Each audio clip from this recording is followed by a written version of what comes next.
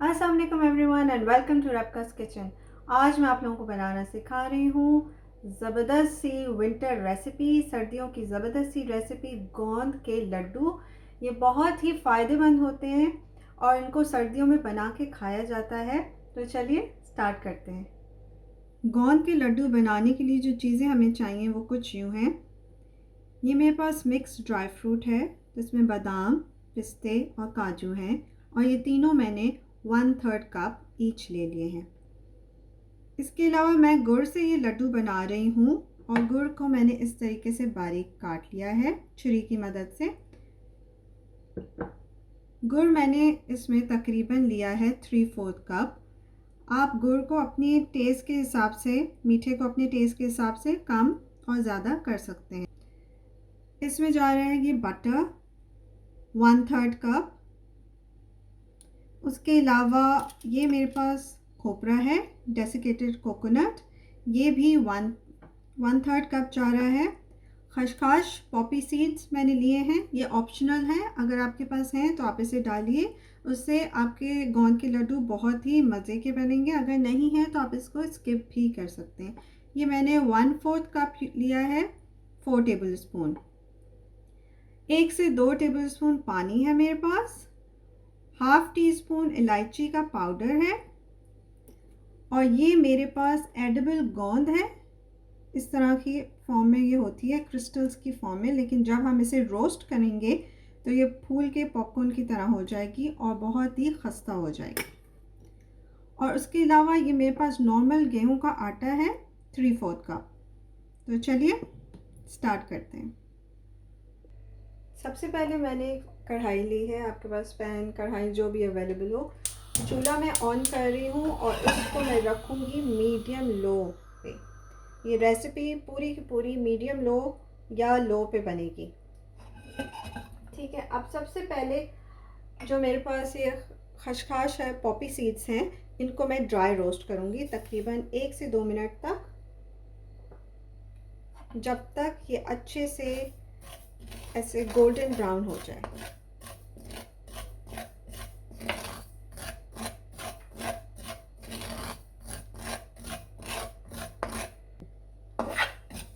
एक से 2 मिनट हो गए हैं और ये आप देखिए गोल्डन ब्राउन हो चुकी है। अब मैं इसको प्लेटर में निकाल लूँगी।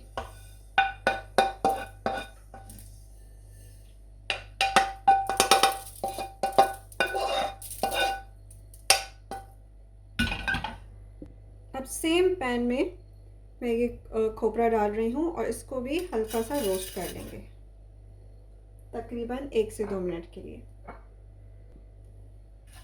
इसको सिर्फ इतना रोस्ट करना है कि इसका कलर चेंज ना हो और ये थोड़ा सा ड्राई हो जाए और इसका एक खूबसूरत सा अरोमा आ जाए।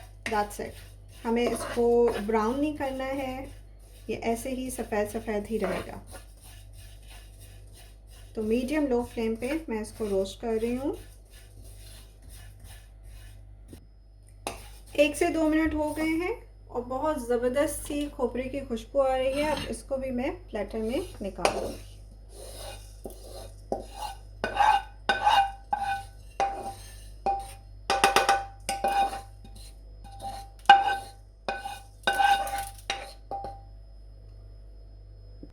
अब सेम पैन को, अगर खोपरा एक्सेस लगा हुआ है तो आप टिश्यू से क्लीन कर लें। उसमें मैं अब ये ड्राई फ्रूट को रोस्ट कर दूँ। आप चाहें तो ड्राई फ्रूट को आप थोड़ा सा ऑयल में भी रोस्ट कर सकते हैं या as it is dry roast भी कर सकते हैं, नहीं करना। इसको भी मैं मीडियम लो फ्लेम पे रोस्ट कर रही हूँ तकरीबन 1 से 2 मिनट तक। 1 से 2 मिनट हो गए हैं और ये नट्स जो हैं ड्राई रोस्ट हो चुके हैं। इनको भी मैं प्लेटर में निकाल लूँगी। अब बारी आती है गोंद को फ्राई करने की। अच्छा, ये मेरे पास हाफ कप बटर है। आप चाहें तो देसी घी भी यूज़ कर सकते हैं, ऑयल भी यूज़ कर सकते हैं, या मेरी तरह बटर यूज़ कर सकते हैं, लेकिन ऑयल से ज़्यादा बेस्ट रिज़ल्ट आएगा अगर आप बटर या देसी घी यूज़ करें। तो ये तकरीबन मैं इसमें 2 से 3 टीस्पून डाल रही हूँ।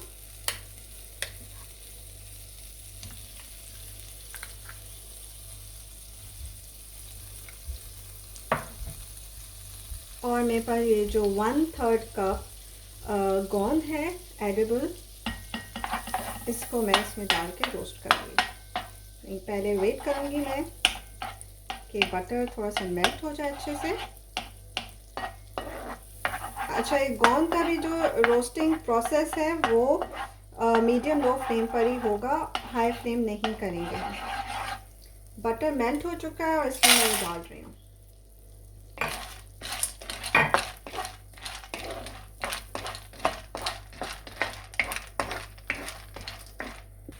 और अब आप देख रहे हैं जैसे ही बटर गर्म हुआ है तो गोंद इस तरीके से फूलने लग गई है, जैसे बिल्कुल पॉपकॉर्न की तरह। और मैं इसको कंटिन्यूसली हिला रही हूँ ताकि सारे गोंद के पीसेस इसी तरह से फूल जाएं। जब ये थोड़ी सी ठंडी हो जाएगी तो इसको मैं हाथ की मदद से क्रश कर दूँगी। पैन हमारा गरम है और इसमें ये मैं डाल रही हूँ बटर, तकरीबन 2 टेबलस्पून। और ये तकरीबन मैंने 1 टीस्पून जितना छोड़ दिया है, ये लास्ट में डलेगा।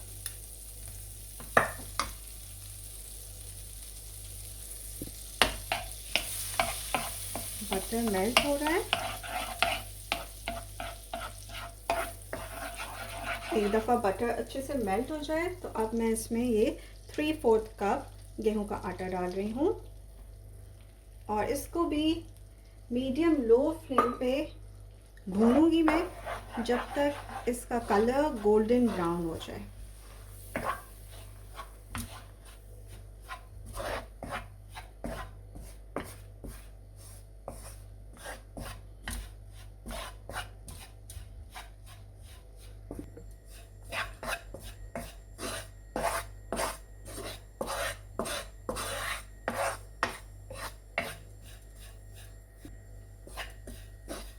इसको कंटिन्यूसली हिलाते रहना है, मिक्स करते रहना है मीडियम लो फ्लेम पे ताकि अच्छा सा गोल्डन ब्राउन कलर आ जाए इसमें। हाई फ्लेम पे नहीं पकाना क्योंकि आटा बहुत जल्दी कलर चेंज कर लेगा और फिर आपके लड्डुओं में कोई जले हुए आटे की स्मेल आएगी।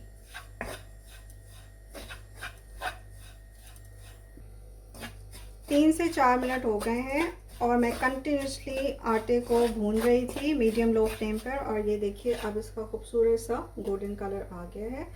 अब मैं इसको प्लेटर में निकाल लूँगी।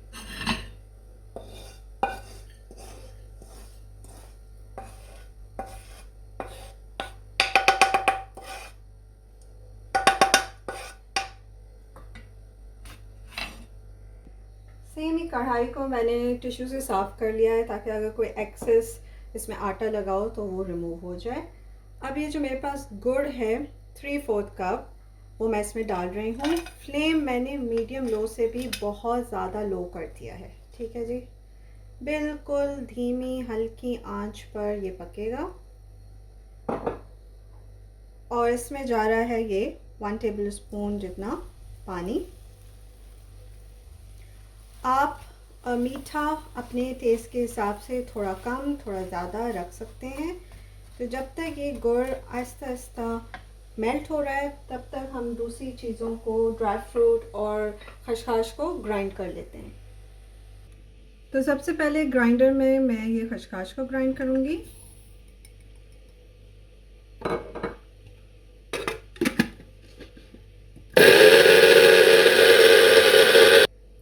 और ये देखिए अच्छे से ये ग्राइंड हो गई है, इसको मैं निकाल लूँगी।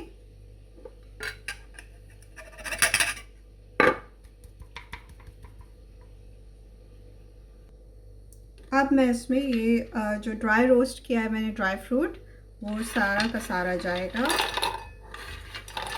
और इसको मैं ग्राइंड करूँगी, लेकिन बिल्कुल फाइन पाउडर नहीं बनाना है।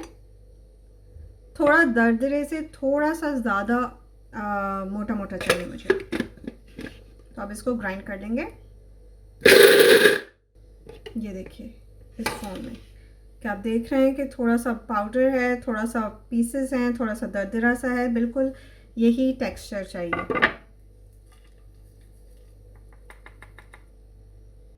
सारी चीज़ें रोस्ट हो चुकी हैं, ग्राइंड हो चुकी हैं, तो अब वापस से गुड़ की तरफ चलते हैं। गुड़ अच्छे से मेल्ट हो गया है और ये आप देख रहे हैं कि इसमें बबल्स से फॉर्म हो रहे हैं। आप इस स्टेज पे सारी चीज़ें डालना शुरू कर सकते हैं, लेकिन अगर आपको लड्डू थोड़े से हार्ड चाहिए तो आप वेट करें 1 मिनट तक, ताकि और बबल्स फॉर्म हो। मुझे इसी स्टेज पे चाहिए। फ्लेम मीडियम लो ही है, फ्लेम लो है इसका। और अब मैं इसमें सारी चीज़ें डालती जा रही हूँ। आटा चला गया, खसखस, खोपरा, इलायची पाउडर, और अब मैं चूल्हा कर रही हूँ बंद। और इसमें जो ड्राई फ्रूट है ये भी जा रहा है और इन सारी चीज़ों को करेंगे मिक्स।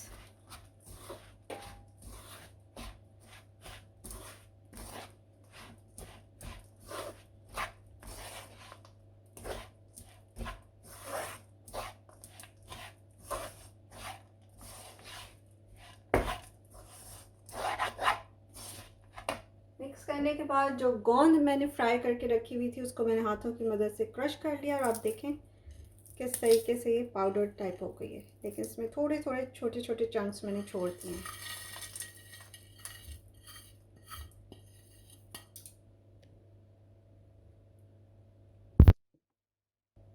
गोंद डालने के बाद ये जो मेरे पास बटर बचा हुआ था ये जा रहा है इसमें। अच्छे तरीके से मैं उतार लूँगी।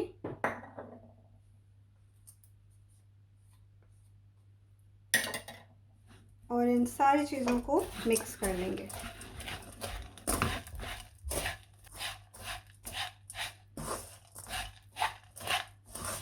सारी चीज़ें अच्छे से मिक्स हो गई हैं। मैं थोड़ी देर के लिए इसको छोड़ दूँगी, तकरीबन 4-5 मिनट के लिए, ताकि थोड़ा सा ठंडा हो जाए, बिल्कुल हल्का सा, ताकि हम हाथ यूज़ कर सकें। अभी तो ये बहुत ज़्यादा गर्म है, अभी तो इसमें हाथ भी नहीं डाल सकती मैं।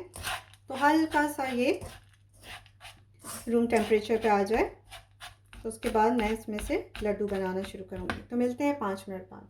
जितने साइज़ का आपको लड्डू बनाना है उतना आप मिक्सचर लें और इसको लड्डू की शेप में राउंड गोल गोल रोल करें। इस तरह हाथों की मदद से आप इसको हल्का हल्का प्रेस करेंगे तो लड्डू की शेप बन जाएगी।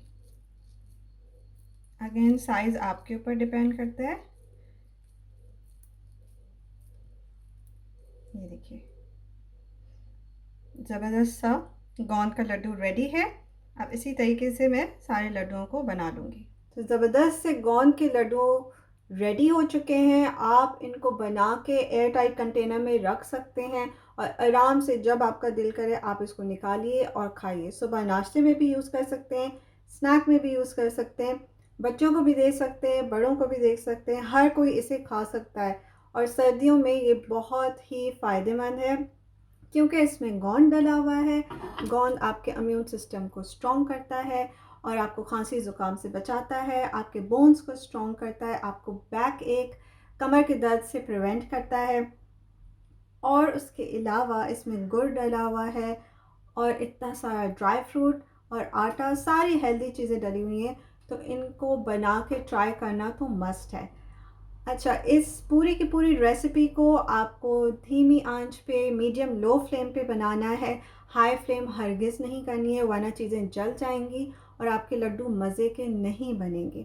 उसके अलावा जब गुड़ मैंने डाला था तो मैंने बिल्कुल लो फ्लेम कर दी थी और बबल्स हल्के से, जब गुड़ मेल्ट हो जाए और बबल्स बन रहे हैं, बिल्कुल हल्के हल्के बबल्स, तो आप उस वक्त सारी चीज़ें डाल सकते हैं। अगर आपको सॉफ्ट लड्डू चाहिए, अगर आपको थोड़े से हार्ड चाहिए तो आप वेट करें 1 मिनट तक, जब तक बबल्स अच्छे से फॉर्म हो। उसके बाद आप सारी चीज़ें ऐड ऑन करके और चूल्हा बंद करके मिक्स कीजिए। थोड़ा सा ठंडा हो जाए तो उसके बाद गरम गरम में ही आप लड्डू बनाने शुरू कर दें, उतने गरम में कि आपके हाथ न चलें और आप आराम से लड्डू की शेप दे सकें। ठीक है, अब मैं आपको ये ट्राई करके बताती हूँ कि कैसा बना है। और ये देखिए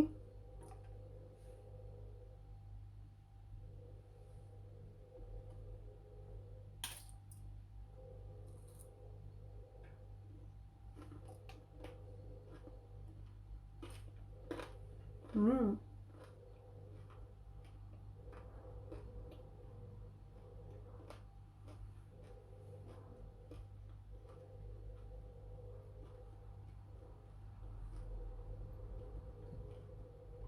बहुत ही मज़ेदार। गॉन का एक क्रंच जो बिल्कुल कैरमल का टेक्सचर दे रहा है। उसके अलावा इसमें खशखाश डली हुई है, उसकी अपनी एक खुशबू और अरोमा आ रहा है। गुड़ का एक अपना फ्लेवर है। ओवरऑल ये बहुत ही सुपर हिट झटपट सी रेसिपी है। तो मेरी झटपट सी रेसिपी को ज़रूर ट्राई कीजिएगा। मुझे लाइक, शेयर और कमेंट करना ना भूलिएगा एंड प्लीज़ मेरे चैनल को सब्सक्राइब कीजिए अगर आपने अभी तक नहीं किया। कल फिर हाजिर होंगी एक नई झटपट रेसिपी के साथ। तब तक अपना ख्याल रखिए, खुश रहिए, फिट रहिए। अल्लाह हाफिज़।